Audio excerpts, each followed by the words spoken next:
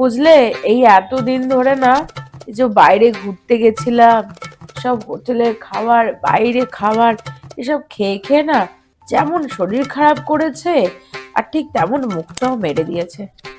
না, মায়ের হাতের রান্না ভীষণ মিস করছি আমি।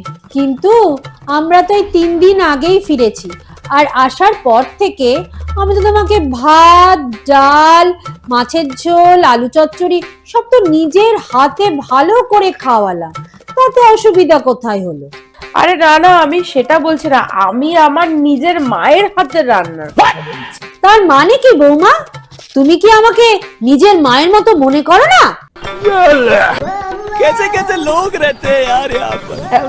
না মানে আমি সেটা বলছি না, আমি বলতে চাইছি যে মানে ওই মানে ওই নিজের হাতের মানে মানে নিজের, তুমি তো আমার নিজের মায়ের, মানে নিজের মায়ের হাতের মানে হলো ওই যে তুমি যে ভাত, ডাল, মাছ এগুলো যে তুমি রান্না করেছো না, এগুলো তো তুমি খুন্তি দিয়ে রান্না করেছো।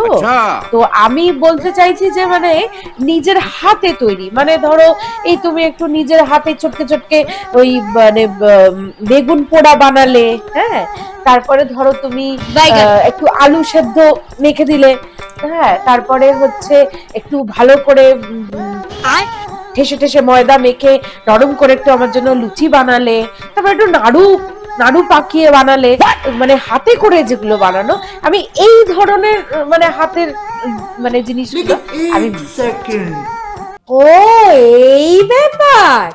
তোমার আমার হাতে লুচি, নাড়ু এইসব খেতে ইচ্ছে করছে? দাঁড়াও দাঁড়াও, আমি এক্ষুনি তোমার জন্য বানিয়ে আনছি, এক্ষুনি বানিয়ে আনছি, দাঁড়াও এক্ষুনি।